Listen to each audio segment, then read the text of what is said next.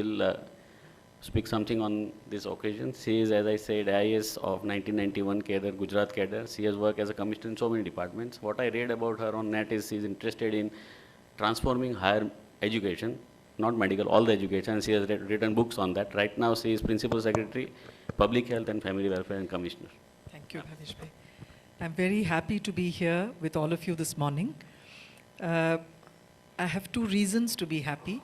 One is, of course, this topic of how 1,000 days, right from conception, when you start counting the 1,000 days, what kind of a remarkable impact they can have on babies is something very close to my heart, and I would like to speak on that for a few minutes. I'm also happy because I have a pleasant set of surprises, bouquet of surprises today. I realized that the very, very revered and somebody who's a teacher, a professor, someone who has sculpted many of the doctors in this city and living elsewhere as well, Dr. A.B. Desai. We have some very close family ties as well, so I just got to know of that. And we also have Dr. Shashivani here again. She too, my mother and she studied in the same school. So I think these bonds are very special. And therefore, this is a set of surprises also that I got today. But I think the most important surprise is that Nitish bhai, somebody who has this internal combustion engine had. It could be both a good thing, but sometimes it's also good to preserve some of the good things that you've inherited, that your culture gives to you. So one of the things that was a very normal part of the growing up in many South Indian homes is that these 1,000 days without two Nobel Prize winners in the year 2000, I'm sure especially a lot of young people here would know, or if they don't know, I thought I would share with them. There was a very, very important Nobel Prize that was given. Are you aware of this in economics? How many of you have heard of this? If not, I'd like you to make a note of it and absolutely save it in your mind, your heart, and follow this. There were two economists. One was called James Heckman, and the other was David McFadden. So these two economists did some outstanding work related to exactly the topic of today's deliberations. What did they show?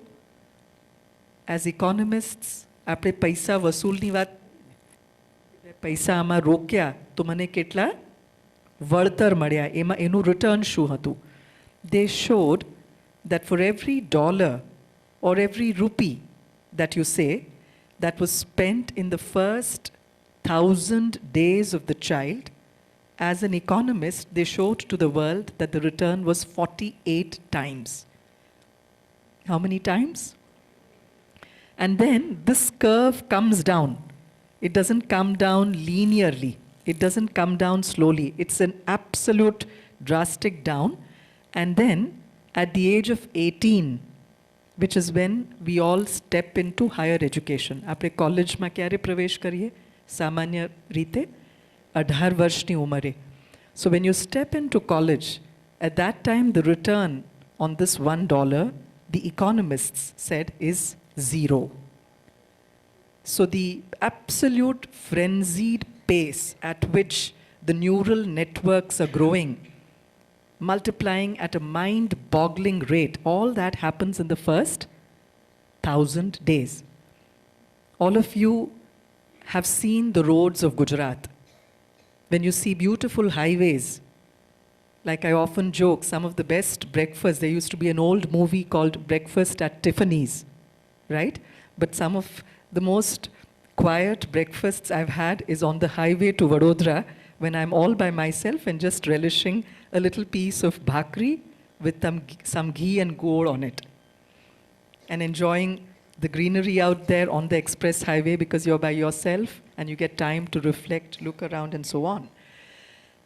And I've noticed that our highways are able to carry all kinds of cars, all kinds of four-wheelers, all kinds of vehicles. Yes? whether it's an Audi vehicle, whether it's a Mercedes car, whether it's a Maruti. Occasionally, very rarely, you also see some, maybe an old Fiat or an Ambassador on it. You see all kinds of vehicles going very, very smoothly, very comfortably on these highways.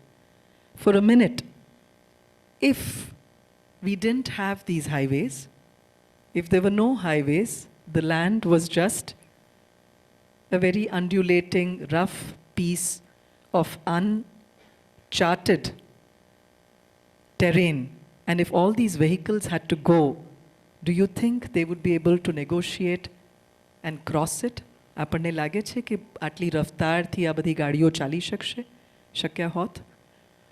Similarly, when the neural networks, so there are highways inside the brain that get created at a very, very mind-boggling pace in those 1,000 days.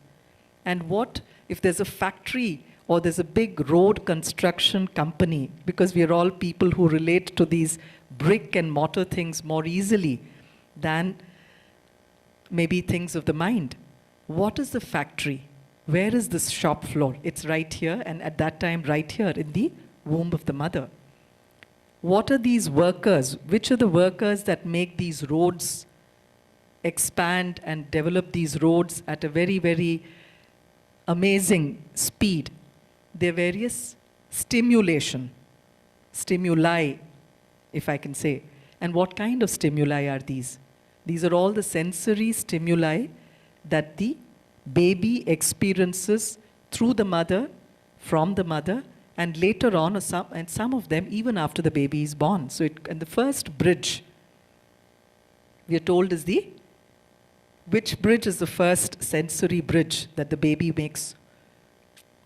Smell, olfactory bridge. So those foods, those fragrances, those flavors that the mother has tasted or has been exposed to, has eaten in her pregnancy, much later in life today, you may look at some food and feel that this is a very, very comforting. This is what we call as comfort food. Sometimes even at this age, suddenly there's something which your mother might have eaten when she was expecting you.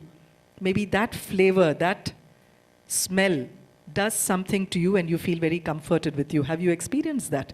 Something embedded in your own culture, your traditions, your family practices, isn't it? આપણને લાગે ને કે આ ખરેખર આ ખાવાથી બહુ મને એક જાતની અંદર શાતા, I'm feeling very satisfied, very good. So the seed for all this probably happens at the time your mother is expecting you. And therefore, if the mothers later in life complain that my child won't eat healthy food and loves junk food, possibly, when she was pregnant, maybe she was drowning herself in a lot of that. This is just in a lighter vein. So what goes up comes back to us in some way. So maybe these are certain things we can inculcate in young mothers. And today, since the last and biggest surprise I got was Nitish Bhai, I'm going to make a request to him.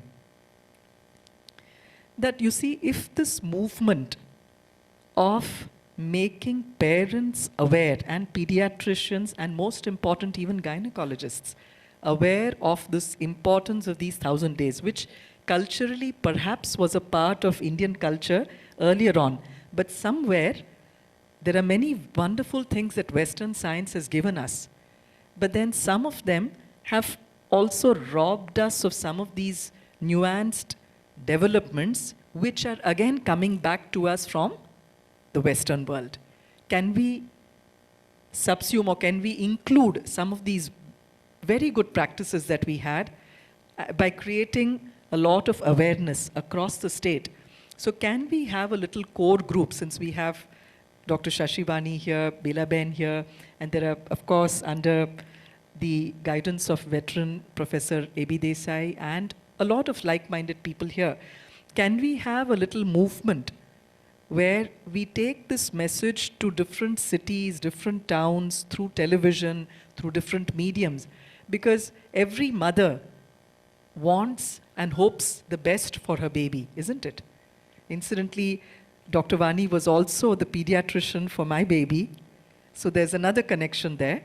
And so I think every mother, every parent wants the best. And therefore, if we can educate them, a lot of times, it's not that people don't want to, it's just that they don't know.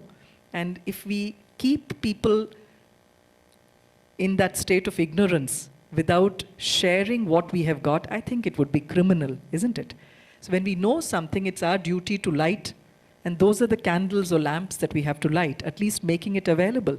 And then it's for people to take it, or perhaps not yet be ready to absorb it, digest it. As we said, all these sensations, whether it is smell, later touch, just now somebody mentioned when I think Dr. Nishal Bhai asked, and then someone talked about Samir Bhai, where you mentioned about that twinkle in your mother's eye. So I think this, they say, I'm now getting educated that eye contact with a baby which is as old as 1 week old or even less than that, they say is very important for development, cognitive development of the baby, and for oxytocin for the mother too. I'm told that this, and there are children who have problems of vision, and a very leading a lady who's spent her whole life in vision at Harvard University says they even carry some of these magnifying glasses with them to make sure that the mother and the child are able to make contact, because that contact has the magic of actually allowing a sprouting of neural networks within the brain of the baby related to vision, and so on.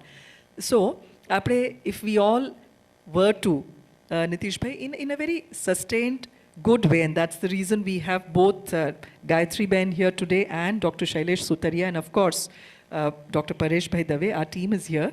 If we can chalk out through our NGOs and other network, and of course, this team, this activity could be sort of piloted by this team, where we can have awareness workshops and question answers using face-to-face modes, but also using television, radio, because this is as important for women who are economically, socially deprived as it is important for mothers or parents or families which are socially and economically so-called better off. It's as applicable to anybody.